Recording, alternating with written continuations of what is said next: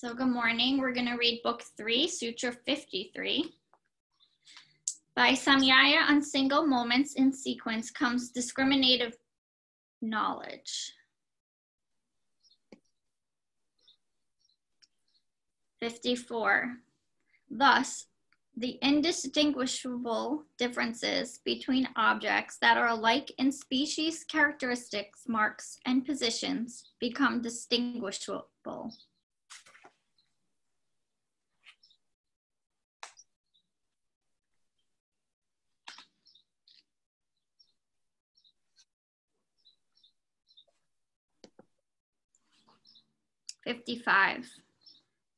The discriminative knowledge that simultaneously comprehends all objects in all conditions is the intuitive knowledge which brings liberation. And then 56. When the tranquil mind attains purity equal to that of the self, there is absoluteness. We are not here to grasp a little of this and a little of that when it is what is the biggest fish you can catch? The selfish. Hook that fish. Then you can probably have a nice big aquarium. You don't need to kill the selfish.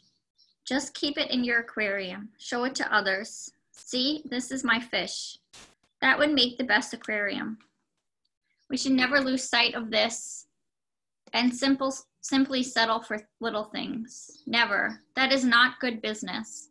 Don't settle for these tiny, tiny things. Sometimes they come and tempt you. Hey, come on. I am here. I am here. Use me. Say, no, my purpose is something different. I'm going straight ahead. I don't even want to stand and wait and watch the sideshows here and there. I say this because as you progress along the spiritual path, the sideshow will tempt you. It's like a king sitting there ready to give you everything. He has invited you to come to his party and be his friend, and you're going toward that party. On the way, you see all kinds of variety shows, magician tricks, some music being played.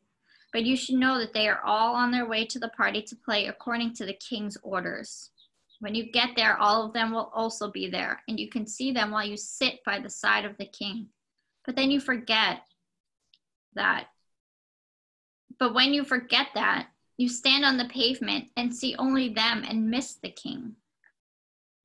Never, never settle for these little things. Our goal is something very high. It is eternal peace, eternal joy. Don't settle for a little peace, for a little joy, for petty happiness. And even though I have the Carrera book sitting right next to me as I was reading, I forgot to check translation there.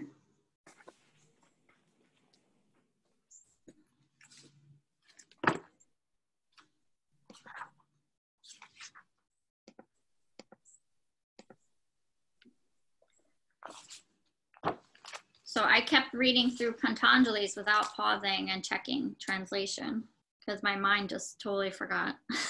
It made sense to do that because they all kind of ran into each other. Yeah. Do you want me to read? Did you guys have anything you want to say just based on what I just read? No.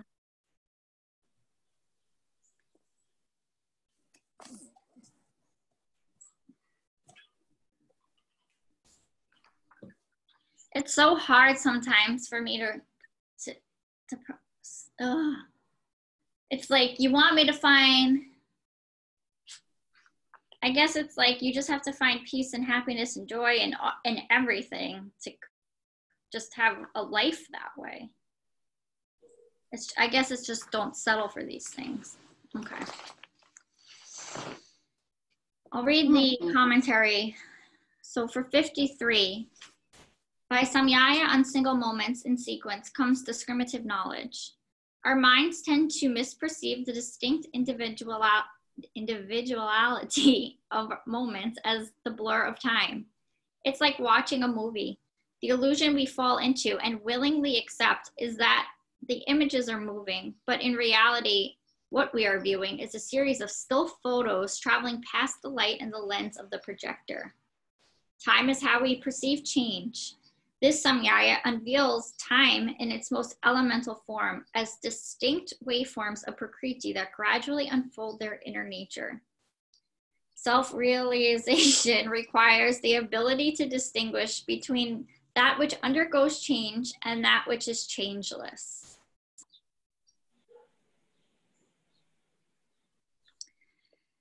Number 54. Thus, the indistinguishable differences between objects that are alike in species, characteristic marks, and positions become distinguishable. Normally, we distinguish the differences between objects utilizing one or more of the above factors. Species. We can readily distinguish an apple from an orange. Characteristic marks. If we have two oranges before us, we look for distinguishing marks. Does one have a greenish tinge or a brand label affixed to it? Position. Lastly, if the two objects before us are identical in species and characteristics, we can distinguish them by their position in space. One orange is in the refrigerator, the other is in the hand. But what if we lost these three factors? The yogi whose discriminative discernment has evolved to a remarkable degree could still discern the difference. Sutra 55. The transcendent discriminative knowledge that simultaneously comprehends all objects in all conditions is the intuitive knowledge, which brings liberation. This is the zenith of Viveka. This is transcendent because it goes beyond the omniscience method in Sutra 350. It is a complete and flawless experience of the entirety of the created universe in all phases, changes, and conditions, past, present, and future all at once. Number 56. When the tranquil mind attains purity equal to that of the self, there is absoluteness. This is the natural evolution of the discrimination described in 355. The mind returns to the state of pure sattva. When the mirror becomes completely clean and undistorted, it is transparent to the capital S self. It is then that we can understand how we can, in the words of Lord Jesus, be perfect even as your heavenly Father is perfect. And that's from Matthew 5:54. Oh, and that is so annoying to me that they just put like a religious quote in here. The second I see anything religious, I immediately just want to run away from it.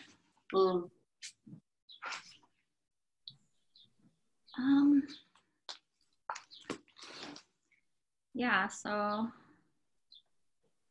and Carrera has like, I'm not going to read it, but if you want me to, I know Jackie has the book, but if Sue wants me to send it to her, it's a review of the past few. He has like 2 pages. Yeah, if you send it, I'll read it later today. Okay. Thank you.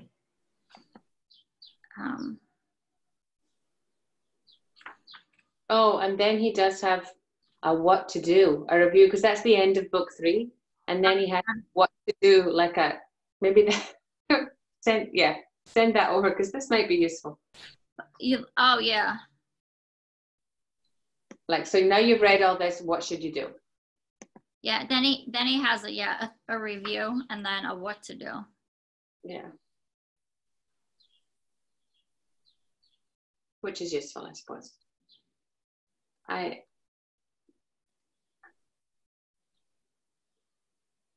found it, I don't know if I'm going to say interesting or troubling, that Patanjali says don't settle for little bits of joy and little bits, but I feel like, what's wrong with that? That's what I was trying to say, Jackie. Like, what's wrong with that? I mean, it's better than no bits of joy, isn't it? I mean, surely to look at the positive, and you're on a path. But maybe that's what he's saying is, you're on a path, don't stop on the path and just settle there and be, okay, I'm happy now, I've got this, keep moving along on the path. Maybe that's kind of what he means. I that's how I heard it, because all the way through it's been you know, it's back to that you're perfect discussion, you know, be appreciative of what you have and acknowledge what you have. And I think you can do that and still say, yeah, but don't stop practicing. Keep going. Right. Yeah. There might be more out there. And even if there's not, keep going, you know? Mm-hmm. Yeah, I just don't, I was like, something wasn't feeling right. But sometimes I feel like these teachings to me sound contradictory, because it's like the whole book, it's like, just be grateful for what you have now. But they don't ever say, just keep going, there's more, until like you get to this part. And then it's like, but never settle for anything you were just supposed to be grateful for that whole time.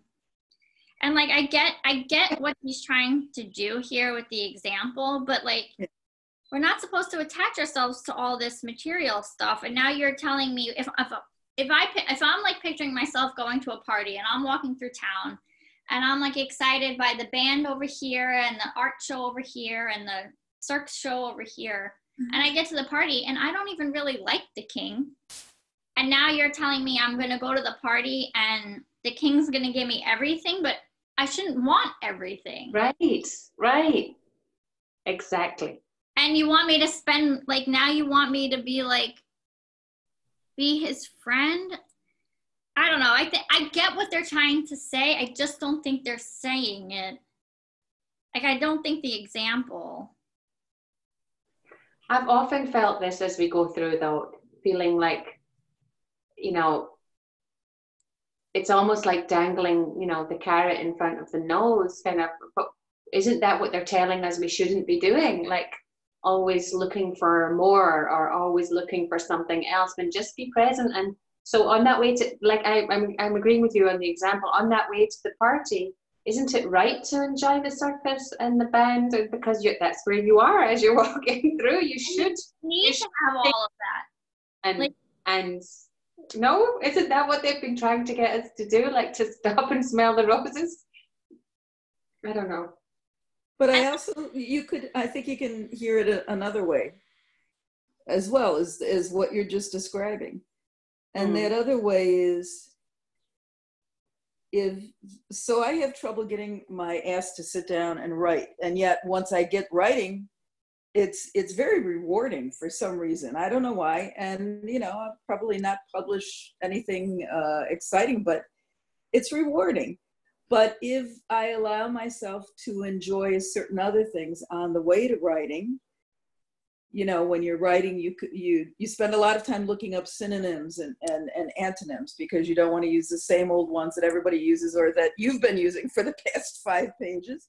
You can get horribly distracted and go down a rabbit hole.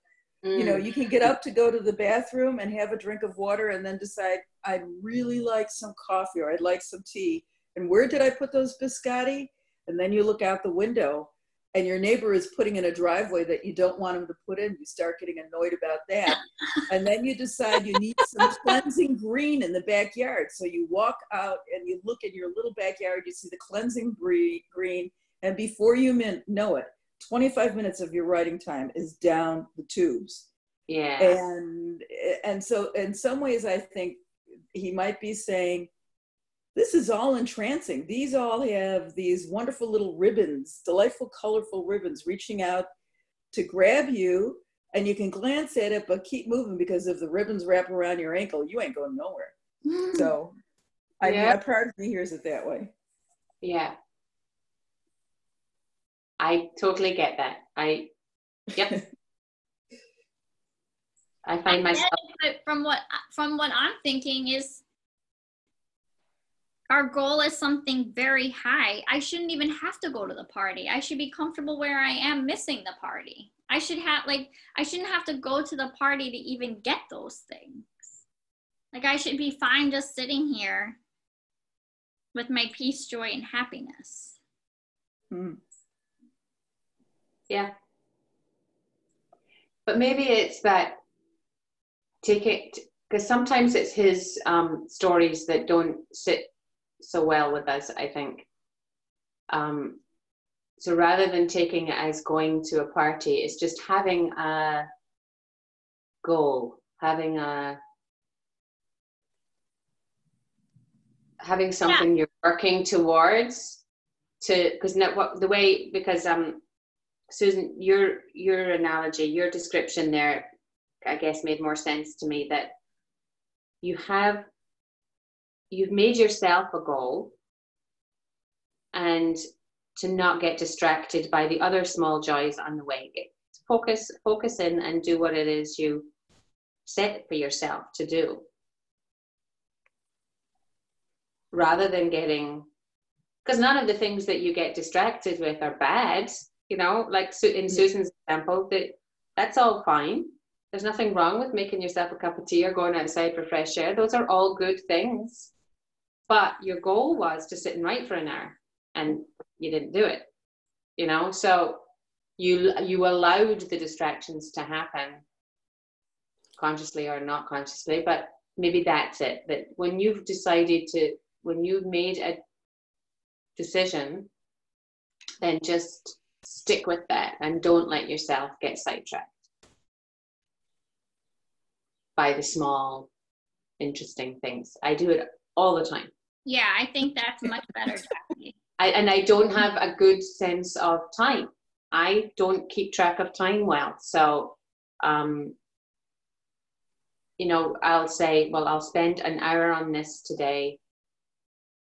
And then it's 3 hours later because I got sidetracked in looking something up, or I decided to make that part better. So I went to look for how I could make that part better, and I got completely sidetracked and never got back to the task I was doing in the first place. I never got it completed, and then I feel bad that I never got it completed, even though I spent 2 hours on it. But it's because I got sidetracked in that. I usually get sidetracked in making everything better. How can I do it, instead of just doing it? I had a professor in many years ago when I did my master's degree, and it rings in my head all the time. She was one of the older women in the faculty, and she was brilliant, had written books on early childhood, and she was just brilliant. And she said to me at one point, Jackie, better done than perfect. Mm-hmm. And that phrase, I've used it with kids in years since, kids who I felt have needed to hear the same thing. But when she said that to me, my first reaction was, what are you talking about? How can you possibly say that and mean that, and that's good, better done than perfect? What, just slap it out and be done with it? I mean, that's a terrible way to view things. But what she was saying to me, it was what I needed to hear, because every time I tried to write a paper, you should have been able to dip into a text and dip out to get the information you read. But no, I had to read the text from cover to cover. Yeah. So I would stay up all night doing it, because I had 2 children at home, and so I wouldn't start my homework until they were in bed. And I just couldn't be done. And she recognized that, and it wasn't necessary. It wasn't necessary for what she was asking. It was in me, and so I still do it, and I have to stop myself. Better done. Just get it done. Just get it done, and stop needing to read from A to Z every time you try to do something. So you just get it done, and then go back, and if you have time, or what I've realized now is, when you work with a team, get it done, and then let someone else add to it. Yeah. And better. Gosh, that's a hard lesson for me. That's really hard. Right now, I'm working in a team of 3 on the same project. We're all working on the same slides. Oh my God, it's so hard for me. Oh. Well, I think you touched on a couple of things. I once worked with our agency's CFO left. We didn't have a CFO, so we had kind of a consultant who came in as an interim CFO. And we were working on a report for the board, because I was Chief Operating Officer, and we got along really, really well. But one morning he came in, I'm sitting in the office, it's already, it's like 7:15 in the morning, and he comes in, he says, what are you doing here? You have kids? And I said, well, we got to get this done. And, he looked at what I was doing, he said, Sue, the perfect is enemy of the good. Just get it fucking done, Sue. Just here's what I need from you, so he could do his part. and here's what the board needs to hear from you. That's all you have to do. And then I read something. There's this guy out there. There's all sorts of time management tools that if you're ready to use them, they do work if you're ready to use them. But one of the ones that I found that was really useful, because Jackie, spiraling down, number one, and number two, always thinking that I had to know everything about it. And therefore, it takes 300 times as long as knowing what you need to know. Yes. So the second thing was, this guy said, set your timer for 25 minutes. For some reason, his magic number was 25 minutes. Mine sometimes was longer, sometimes shorter. And only do this for the 25 minutes. Don't allow any other distractions. Don't look up anything. Just do this for 25 minutes. And then at the end of that, your timer goes off. Take a 5-minute break. If you neurotically need to go back and do something else, do it. But after your 5-minute break, set another timer for 25, and so on. And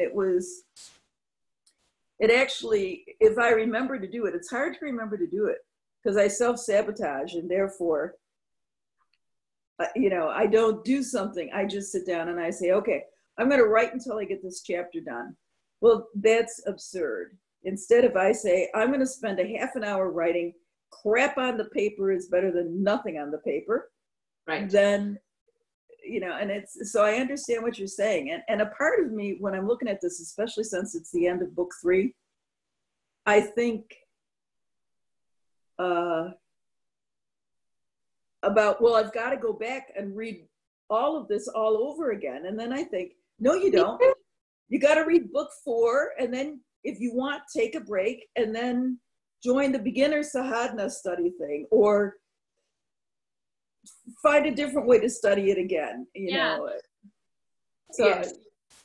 And you may very well go back and read it. I think this is my 3rd time through. I mean, this is how you study it. You just keep, but you don't read it like a novel where you're like, I need to read this all in 1 month. And right.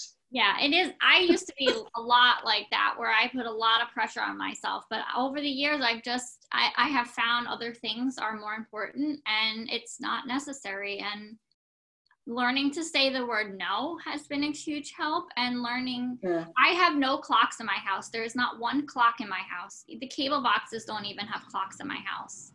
But I live with my phone alarm, and I have learned to chunk time. That's how I time management. Yeah. And I spend, I get up every morning and I write how I want to spend my day. I chunk the time. And then at the end of the day, I reconcile the day and be like, this is what I did and didn't do, so that I can be like, this is going to carry over to the next day, or you know what, I'm not going to do it, whatever it is. So if there is a project you're working on, you just have to well, you don't have to, but I just set the timer. It's not for me about the time, it's about the amount of time.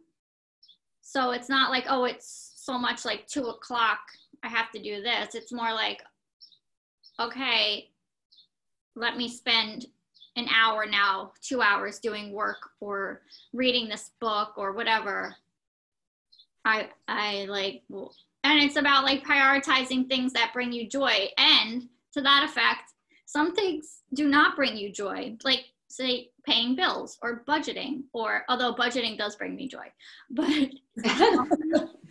doing a project, it might not be something you really want to do, but you have to tell yourself it does bring you joy because maybe it pays your bills, or maybe even though it is really hard work, it does bring you joy because it's a project that's going to help others. And even though it's a lot of work for you, it's something that's going to ripple out.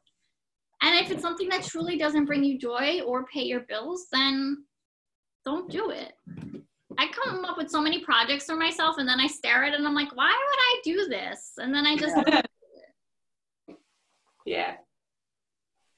So I think we also have to remember that as reading these things, we're taking it kind of literally into our lives right now. Yeah. Really, he's talking about a state of meditation that I haven't reached. And so if I had reached that state of meditation, maybe all this would be so much clearer and so much more meaningful, because I would be there kind of working on it. So I'm reading this stuff and trying to get it to pertain to my life as it is right now.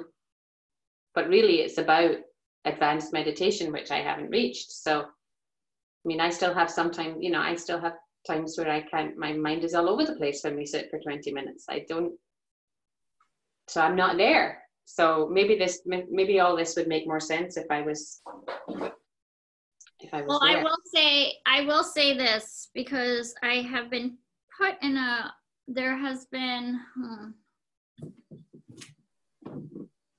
I will say I am proud of myself, and I've said it before that I'm proud of all of you, that we are doing the work. And I have recently studied under somebody that has memorized these sutras and understands them so well and can teach them so well. Yeah. Only to find out this person may not be living the life of these sutras. So like, I am more proud of myself that I don't understand these sutras or have them memorized, but that I try to live my life by them. You know, like it's one, like you guys could go back and reread all these sutras and memorize them and know like, oh, Sutra 352 says this, and this is what it means. But then you could turn around and not live that life. And I'm more proud of us for not understanding it, but trying to do the work. Yeah. Versus somebody that can just memorize it. And so then that's why I don't mind questioning Patanjali or Carrera, or why did he write this way, or how can I got so stuck on the king story, because like, and like you guys needed to pivot me and be like, but concentrate on your own goal and create your own goal. And I will do that. Like maybe I go, and instead of just memorizing his way, I'll recreate my own sutra commentary. Yeah. And that's where I am pivoting. And that's why when I read 52 this morning for the first time, or for the first time in a long while, it really shouted out to me, because we can get caught up on people that just understand this stuff so much more than we do, but all they are doing is memorizing something. But if we start leading our lives like this, we are teaching it without regurgitating the words, and we're coming up with our own examples. So I think I think we put a lot of pressure on ourselves because we think we don't know it, but I think we are all way ahead of where we think we are just by doing this work. Mm. You know, what you said is like when a teacher says, write it in your own words, or write it the way that you would say it to me if you were trying to explain it to me. You know, and it's, you know, what you're saying is think about it, apply it to your own life, and see how is this relevant for me right now, you know, and where am I right now? And those are the teachers I want to study under, and not the teachers that are telling me what this sutra means. And that's why I love this sadhana group, because it's like we're figuring it out together. There's no one person that's like, this is what it means, because we're learning. There is no one meeting. I mean, look at how many sutra commentary translations there are, and you can find them on the internet too. Yeah. And so those are the teachers I want to study under. And the ones that are not teaching that way are not ones that you should be studying under, in my opinion. Mm-hmm. So I do think that I think the work for me in these sutras, which I have to decide if it's going to get put into the chunk time and become a priority, is sitting down and journaling and commentary after it. I haven't done that at all. But maybe that's my next cycle. Like next time I pick up the book, maybe through each sutra, I create my own commentary book. And that's going to look different every time I do it, because next time you read this, you're going to be like a totally different place than the first time you read it, or the third time you read it. Mm-hmm. So there is in parallel to that, there's a 30-day thing out called Do the Work, and it's around understanding understanding racial issues and basically white entitlement. Mhm. And it's Oh yes, I've seen that. it's I've good. seen it. Yeah. I mean, I'm not doing one a day because the bottom line is, first of all, to do the reading or watching the videos or the thinking that she outlines really takes minimally 30 minutes, and that's if it's a quick one, and usually closer to an hour. And then if I feel the same way you do, if you're really thinking about this stuff, you have to think about, how does this directly apply to me? When did I have this experience? When did I realize this? When did my white privilege allow me something that's not allowed to, black or brown people? And it's really, and I found that if I write something after it, it's especially powerful. So what you were saying about writing your own commentary, if you ever want to do a sadhana study like that, I'd be willing to participate, because for me, thinking about it and then writing it down and getting it into some coherent form, or at least thoughts down, makes it lasts longer, and it's much more powerful. Yeah. Okay, so we'll think about that. Yeah, I mean, not tomorrow. No. No, I feel like we need to maybe finish book 4 and then pause and then see. But of course, yeah. I confused myself on the time and didn't set my timer. So do you want to move into meditation and breath? Yep. Yes. Yep. So just setting up in a comfortable seat to move through a few rounds of alternate nostril breathing, and then transitioning into whatever shape you want to meditate in today. Just beginning with a few rounds of breath in through both nostrils and out through both nostrils. Just trying to lengthen the breath in and out. Trying to bring your attention somewhere, a point internally or externally. Then you'll use your right thumb to close right nostril, right ring finger to close left. We'll move through 3 rounds together, and then I'll set the timer. If you want to add more breath in or set your own timer, go ahead.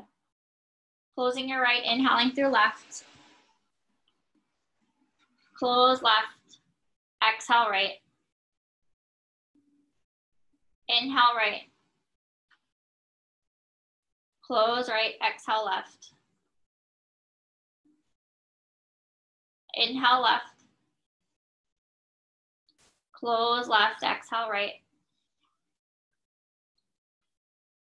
Inhale right. Close right, exhale left. Inhale right, left. Close left, exhale right. Inhale right. Close and exhale left.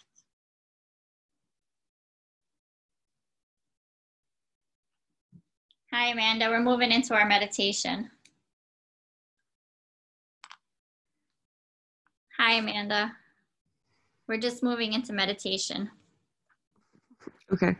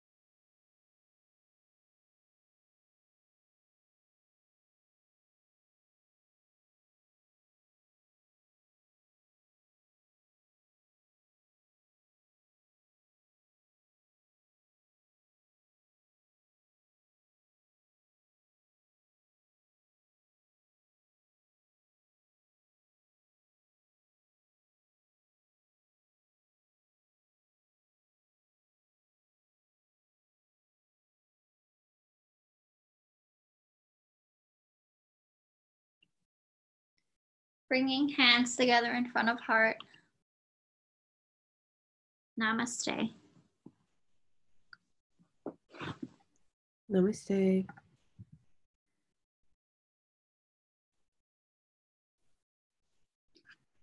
Namaste. Namaste. Have a good day, everybody. A good weekend. Have a great weekend, everyone. You too. You too. Enjoy the rain. Yeah. Yeah. Bye. Bye. Hey.